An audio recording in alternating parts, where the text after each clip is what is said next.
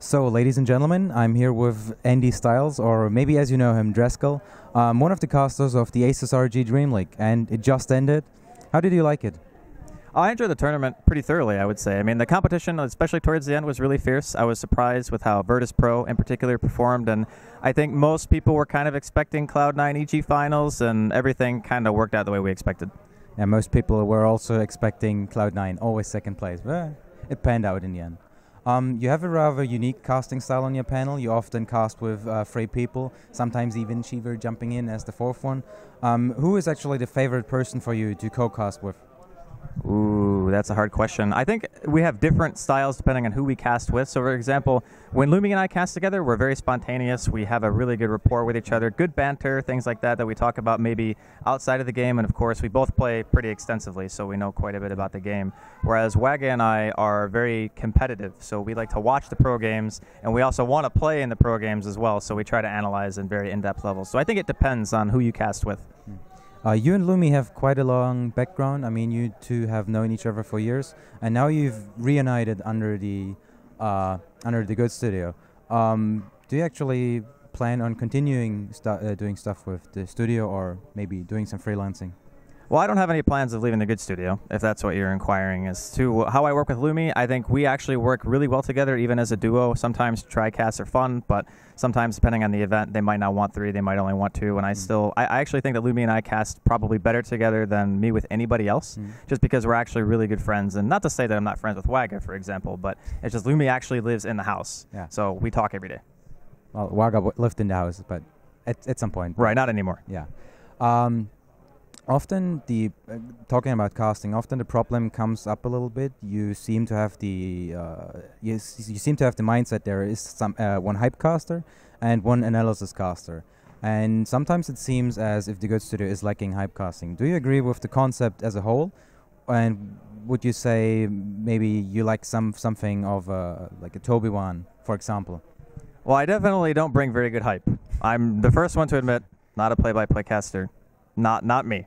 And I never claimed that I was. And I think actually there is some merit to having LAN events with somebody who can bring the hype, excite the audience, bring the emotion basically to the cast, which I do think is important in some cases. But as far as just like online games go, I think that the kind of style that Lumi and I have together, his excitement is genuine. It's just that he might not have like the most exciting voice to listen to. So it's still that he is trying to get hyped and the audience still reacts to him. I just think that maybe there are other people out there, like Toby, like you said, is a good example of somebody who really gets the crowd going. So I do think that it is important.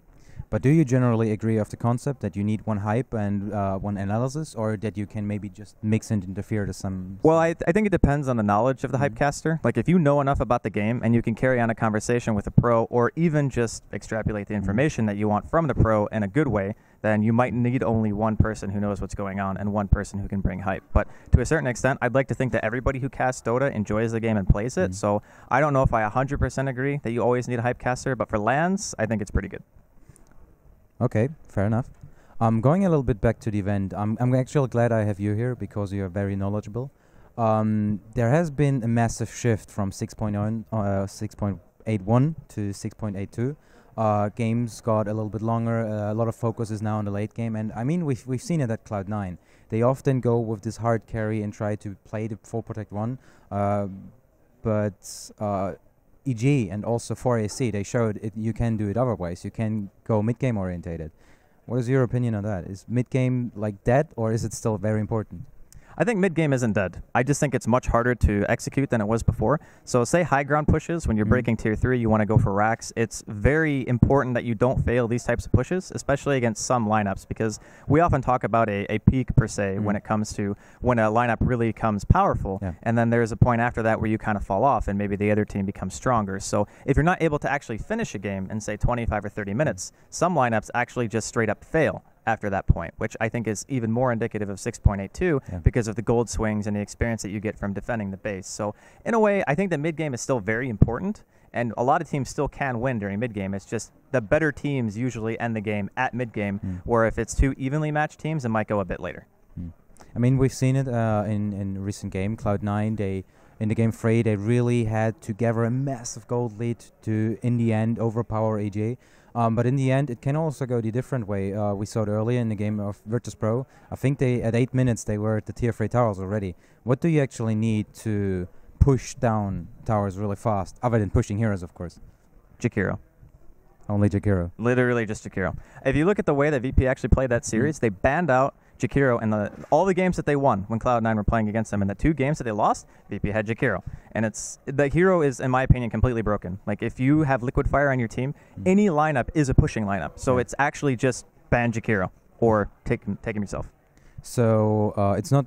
I mean, like, there are other pushing heroes than Jakiro. I mean, like, take, for example, the Prophet. Although she seems to have fallen a little bit off. Do you think you need necessarily a combination of pushing heroes to really go for it? Or is like 1 or 2 enough and go for the rest team fight or something? 1 or 2 can be enough. Again, the thing with Jakiro is not just does he do good tower damage, but he can joust into a tower, which means he doesn't have to commit fully. He can walk in, throw Liquid Fire back up. It's guaranteed damage, right? Which is something that not a lot of heroes can offer, and he does a ton just with 1 attack. The other reason is a lot of people play him as a core, and he also synergizes well with a lot of teams because you farm a quick Yules, you have a good setup, you offer not just the push, but also the picking potential. So really, it is just you pick Jakiro and your team can push. Yeah, we've seen it a lot of times, especially against elusive heroes like a Slark. You use him up, you lay him in the ice path, and from there you can silence him, whatever. And basically, the whole concept of the hero is not there anymore. Strolling a little bit away from pro gaming, I mean, we've seen a whole lot of this in the last couple of days. You're playing a lot of pubs, and you're quite a good player. So, what is your opinion on Oracle? Because a lot of pro players didn't even know this hero existed, apparently. Yeah, I think people have a tendency to ignore Dota 1 now that Dota 2 has been out for so long. I mean, sure, IceFrog puts heroes into Dota 1 now, but I think he's actually starting to move a bit farther away from that and just putting him right into Dota 2 instead. But as far as Oracle goes, I think in some situations he can be extremely strong. But I also feel as though he should pretty much only be support. That's my opinion. I mean, I've heard a lot of people say that he can be mid, and there's some merits to that with good burst damage and being able to get an early ulti and things like that. Well, a lot of people also say Rubik can be good mid, but what does he offer as a mid that he doesn't offer as a support? I mean, I kind of feel the same way. But Rubik's skill set is more based around getting level 6 really quick, whereas I think Oracle pre-6 is still much stronger than Rubik. Definitely. So in a way, he's actually better to not have levels on because his early game is still really strong. 2 more heroes that only recently got introduced into the captain's mode. What are your feelings about Broodmother and Phoenix? Because everybody seems to have his own. Well, it's extremely situational for Brood, of course. Yeah. I think you can only pick her as 4th or 5th, and that's only if the other team has no way of counterpicking you. We've been seeing some LC prevalence lately, and I think that hero kind of crushes Brood in every single way. So if there's ever a hero on the opposition that just says, okay, well, the Brood doesn't do anything to our team anymore, then you can't pick it. So definitely a later hero. As far as Phoenix goes, I think there's some flexibility there. You could probably get away with support, maybe offlane. At the very least, you want to be solo on it. And there are some games where I believe that like he or she, I don't know actually what gender it is, but it's the same like Wisp. Yeah, okay. So I think it can be game breaking in a way because it's very good damage. It's very hard to kill. And again, it's all about the kind of supports that the enemy's picking. I think right now with Skywrath still being relatively popular, it's kind of hard to fit it into a draft. But in some cases, if you can get it out and it's in a good lane, you can snowball really easily.